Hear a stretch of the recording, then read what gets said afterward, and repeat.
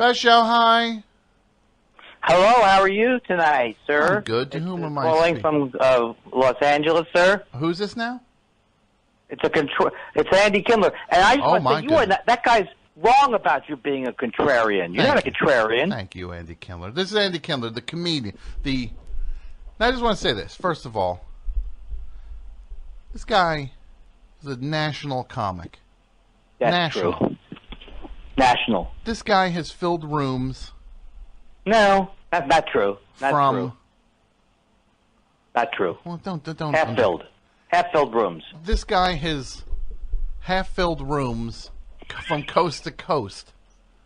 No, more the big cities. Big cities. Okay. This No guy south, has no deep half-filled south. rooms in major Chicago. cities in the north. And some of the Midwest. Sometimes Iowa, but I don't draw well. Some of the Midwest. He doesn't draw well. You have to repeat it? Why would you repeat that? Because, what would you think about this, Andy Kindler? Look, first of all, You're one of the funniest people that has ever walked this earth. Oh, Tom, that's gonna make me cry now. That's the memo you need to get. And I should probably respond with something funny, right? Sometimes the memo. No, you don't have to. Sometimes the memo. Look, it's going to take you a while. I don't have that much show left. You mean it in general or tonight? No, Bing, to come bang. up. It might be both. Zing. Look, sometimes, Andy, the memo you truly need to get is the memo that says you're the best. Oh. And while there might be a MASH, there might be no MASH channel.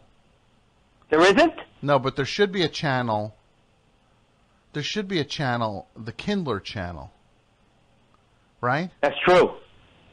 That's true. Where they but run I'm suspicious. When I feel like you could turn on me. Maybe you could turn on me. Why would I turn? I don't turn on you. Right. You're a friend. I don't turn on a friend. No, look. Here's the other thing. I started a sick rumor. I didn't start it. I don't know who started it. First of all, my mom is very upset. Let me just say that. Has nothing to do with this, though. Oh. I wrote a joke. I said, my goals as a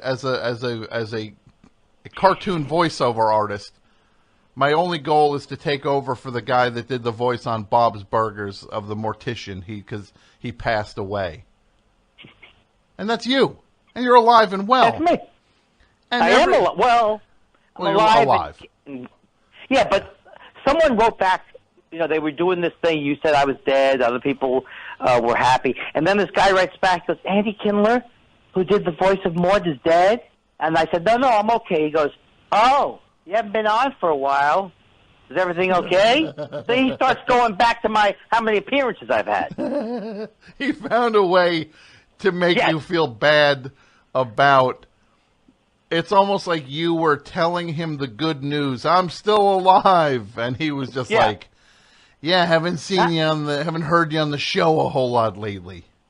Can you believe it? In fact, I woke up. It was at night, and I wanted to make sure I've got to get back to this guy because he's very upset about maybe I'm dead.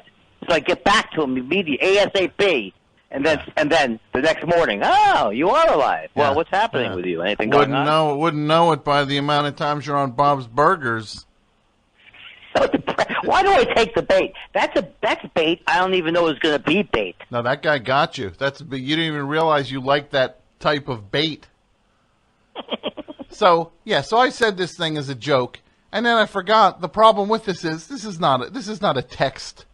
This is not a text chain between two people. There are tons of people reading this. And then people are like, and first of all, there were some people, some people were like, look, I'm excited that Tom's going to take the thing over. Other people were like, I like Andy better. Other people were like, let's give Tom a chance to do.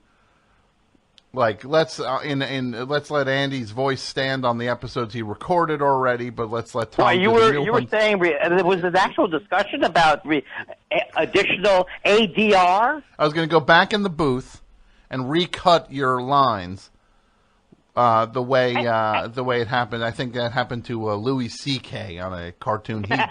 Wait. Why do I laugh? All you have to say is Louis C.K. and I start to Schadenfreude and laugh. You love it. Louis C.K. Sometimes to cheer myself up, I look on FX on demand and just I laugh because his name's not on there anymore. Yeah. You know, I feel bad about that whole thing is the people who went through. They were on the wrong end of his pervert ways. No, I do too. But I also feel bad for the dude who used to do the voice. Would be like, tonight on Louie. The guy who used to do that for FX, he'd be like, tonight's Louie has violence and nudity. Adult supervision could be adult. If you're upset by it, join the club. Yeah, that's the guy I feel bad. That guy's like, wait, he did what? Oh no, this is not good. This ain't good for me. Used to be Penn Jillette. Remember, for Comedy Central, he was the voice of Comedy Central, Penn Jillette. Can you believe that anyone would want to hear his voice day in, day out? He was the voice of Comedy Central. Yes. Yeah, when they first started. Yeah. Why don't you do more voiceover stuff? I can't believe it. Penn Jillette, nobody likes Penn Jillette. Even the people who are fans dislike him. Yeah. He's getting voiceovers. Yeah. He's getting the voice. Well, don't you think people would want me to say, tonight on Comedy Central, it's, what do they have there? Crank Yankers. Tonight, yes. Crank Yankers, 10 o'clock. Tonight on a special Crank Yankers, tonight on a special episode of Crank Yankers, Robert Klein pretends to be blind. Robert Klein, and he calls up initially to say that he can't stop his leg. Yeah. And then that doesn't go over even. And then he owes something else. Tonight, on Crank Yankers 911, tonight. Someone dies while fooling around with Crank Yankers. Tonight on a very special Crank Yankers. On a very special Crank Yankers, we say goodbye to an old friend. Robert Klein is retiring his puppets. His moving leg. How did that... When people are always like... Whenever anybody's just like, the past was better. All you have to realize is that Robert Klein became a multimillionaire by taking a harmonica that he could barely play and doing a couple blues licks on it and then going, I can't stop my leg. I can't stop my leg. I can't take that kid. I can't take that bit one more time. He will do that forever. Yeah. That bit. But I mean, I laughed at him, Tom, at some point, I guess, back. Remember he used to do the dental? You go into the dentist chair and they got that stalking question mark. That sounds like George Carlin, Klein. But the comedy of the past, look, some of it's all right, some of it's lousy though. That's true, no question. The David Brenner when he's like, I'm on the subway and then the guy's sitting on the newspaper and the guy's like, are you reading that? This guy is weird. This guy made a career on that. This guy made a living on the thing of that he was sitting on a newspaper and the guy asked him, are you reading that? I tell you, he told people, and I hope it's true, that he said that he was the first comedian to reference Guam. Now, maybe that's not true that he said that, but it would be great if it was. The first comedian... I said Guam. Nobody else said Guam. Oh, boy. Really hanging your... Are you excited about Dennis Miller tomorrow? What's he doing He's coming tomorrow? back. Is he getting launched into space? He's going to be on Breitbart. Hey, combining your two favorite things, horrible politics to bad comedy, he's on Breitbart. Look, this guy, everybody's like, oh, Dennis Miller. He's like... Who's saying that? No, but this is what they're saying. Oh, no. He's gonna go after the roast lady or whatever. They had some award show, some Washington, D.C. award show. Look, you couldn't pay me to watch these things. This is what I say to that. If you're leaning, you should be cleaning. Rather than these people holding some dinner where they are backslapping each other, why don't you guys get out why don't you get out and clean a park? Why don't you all go clean a park, right? Why don't you go build a house for someone? Rather than sit in a banquet hall. I got to sit in a banquet hall and watch Wolf Blitzer do Send in the Clowns. Whatever he's doing, well, like what is it? A talent show? It's like a reporter talent show. I'll tell you that she got him good, and they were laughing at Michelle Wolf until they decided that she's saying there's something wrong with us now. I've never seen people turn so fast and decide, but I actually enjoyed it very much. Because I keep thinking I'm going to be asked one year. Where's my correspondence dinner? It's coming. It's coming. Live at the correspondence dinner. Andy Kindler. Tonight. Hey, right? Tonight with my self-deprecation jokes. You'll just be like, yeah. I hope you get the job. I'm going to start a thing, Kindler, for what's it called now? The Washington, D.C. Press Awards? Or what, talent show? Well, if you're going to start something, don't you think it's time for either one of us to get the Mark Twain Prize? Look, I've wrapped my head around this, Andy. I'm not winning anything ever in my life. And I'm happy with that. Because you see these award shows. It's always amazing. These people are like, Beyonce didn't win the thing over. Of course she didn't. Why would she win it? The awards are stupid. They're stupid. Hey, Why would she win my first award. I was at an award show and I lost the L.A. Web Fest.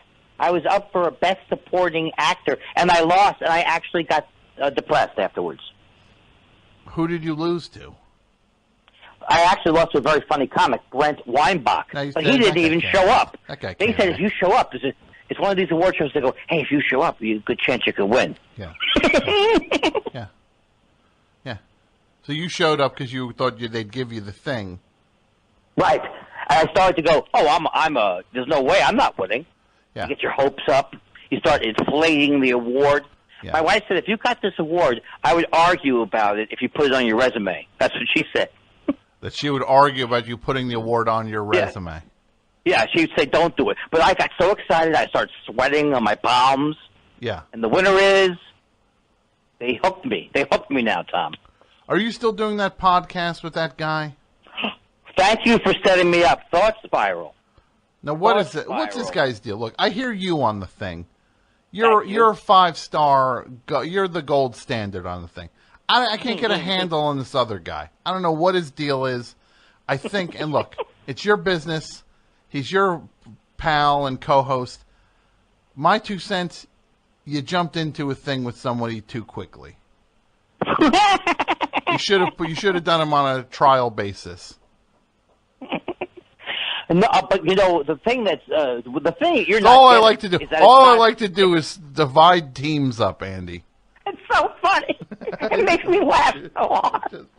It's like you're great. We literally have no more listeners than we had 6 months ago. Is that the way it's supposed to be? Literally. Well, I think if he's bringing the thing down. What's his name again? JJ what? Josh Elvis Weinstein. Josh Elvis Weinstein. And what does he do now? He was on Mystery Science Theater 3000. He wrote for Freaks and Geeks. Very funny comic. So he's been my friend for years. And what did he do? He was on Mystery Science Theater. You couldn't get Jonah Ray? I never saw the original. You couldn't get Jonah Ray to be on it? Poor old Jonah Ray? You couldn't get him to be on it? Well, no, this is he's OG.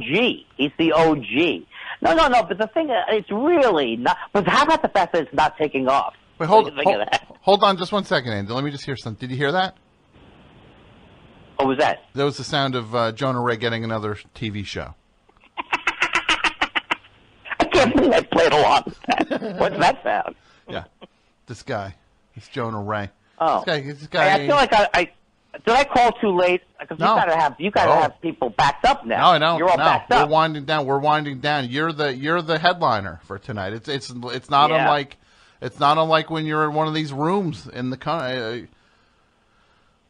What about this as a show? What about I tried to get that show where you went around with a portable brick wall. That was I pitched it to CISO, and you know what they said to it? They said, we're going out of business. They actually heard that pitch, and they said, I think you're the final straw here. Can you help They us? said the number you have boxes? reached is no longer in service. Yeah. I swear to God, that's the only thing I dodged a bullet. I wasn't on CISO. That's one depressing thing I can't say about.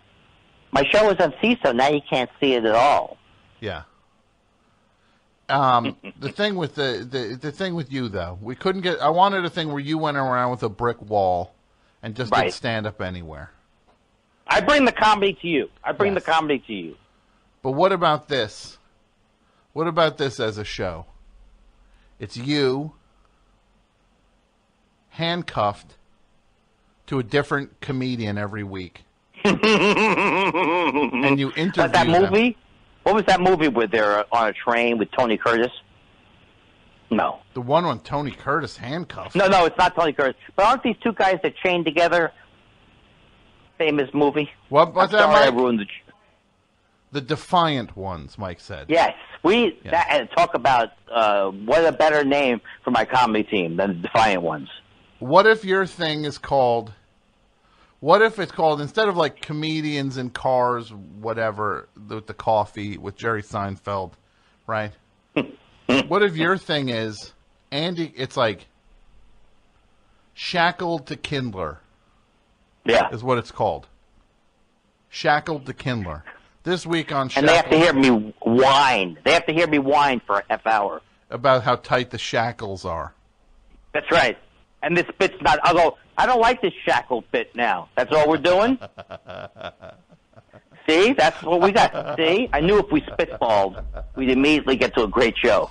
But just imagine leg shackle, handcuffs, and that's how you do an interview with somebody. Tonight on the show, Andy Kindler gets shackled to Thomas Middleditch from Silicon Valley.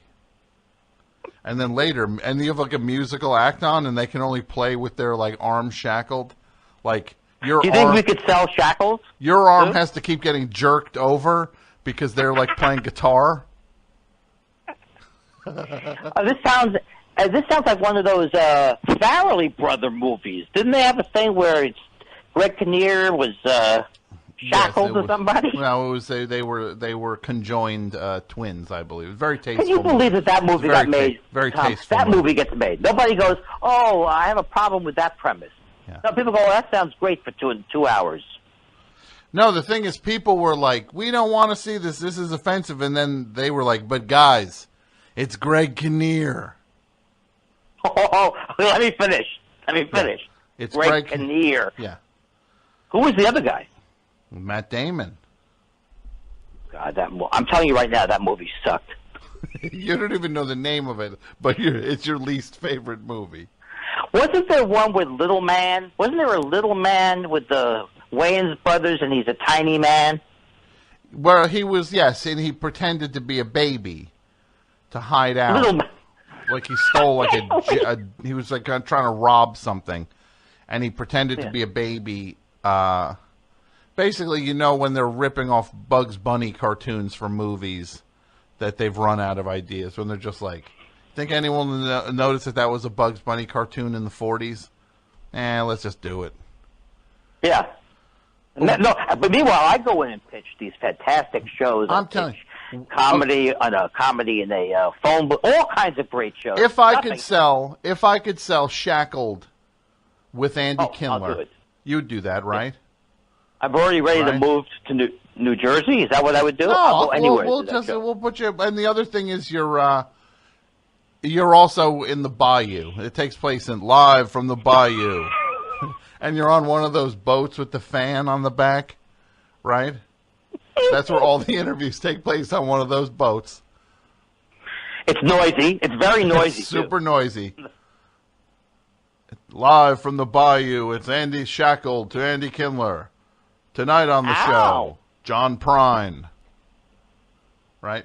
John Prine. I love John Prine, but I don't think he's feeling that well, and I don't think he'd like to be shackled then.